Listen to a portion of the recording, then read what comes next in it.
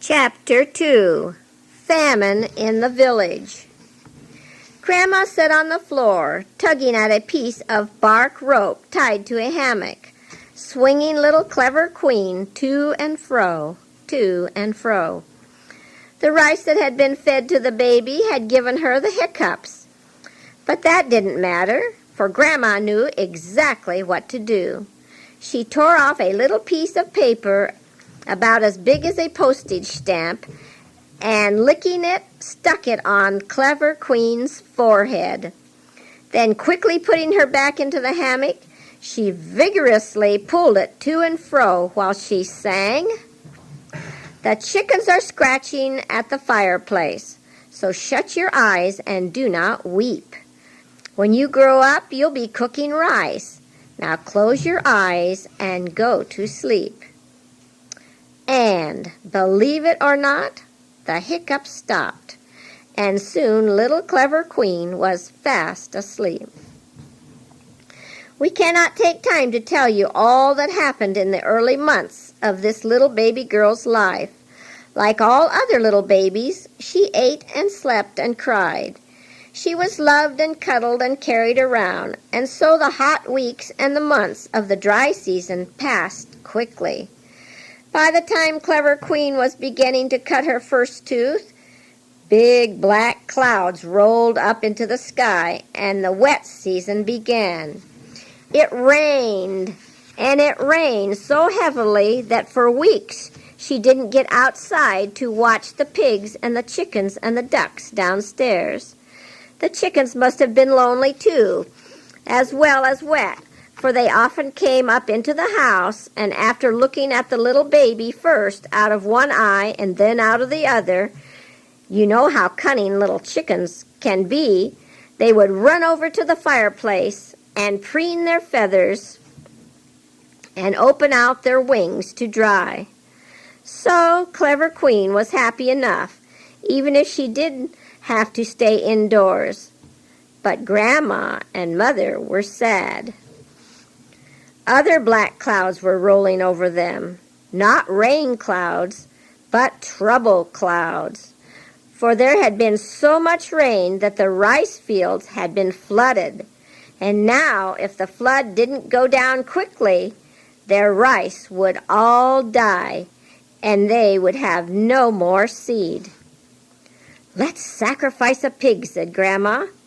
"Then perhaps the devils will let the water go down." So Grandma and Clever Queen's daddy called 2 uncles and aunties to sleep in their house 3 days.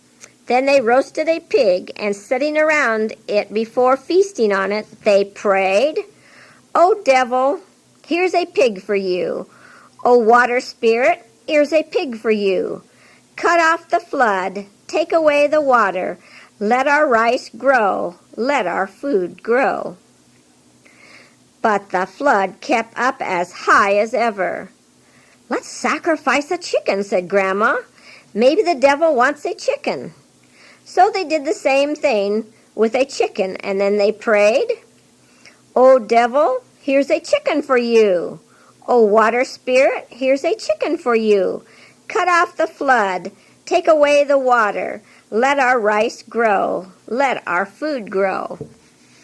But the flood kept up as high as ever, and by this time their rice was all dead. What sad people they were. And don't you feel sorry for them? The very greatest sadness is among people who do not know God and who sacrifice to devils. In spite of all their sacrifices, the awful famine came to their village. In just a month or 2, all of last year's rice would be finished, and there would be nothing else to eat. So Grandpa and Daddy sharpened their big, heavy knives and started off over the hills to the bamboo forests, hoping to cut bamboos and sell them, and thus get money with which to buy rice. They were gone such a long time that Grandma did not know what to do. So she caught a pig, and tying its legs together, she put it in a canoe and went down the river to a village about 12 miles away, where she traded it for some rice. She was glad to be able to bring back something to eat, but her happiness didn't last long.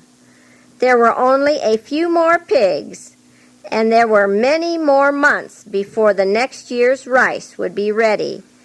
And how long would it be before Grandpa and Daddy came back?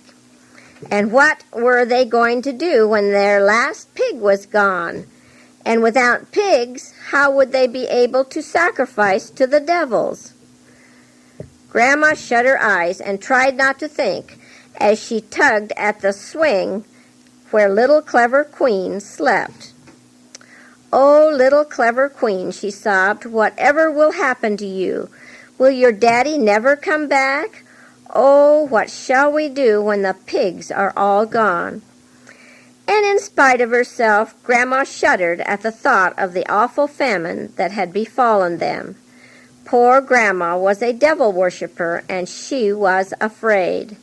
Of course, we have the promise of God that in famine bread shall be given us and our water shall be sure. But Grandma didn't know God.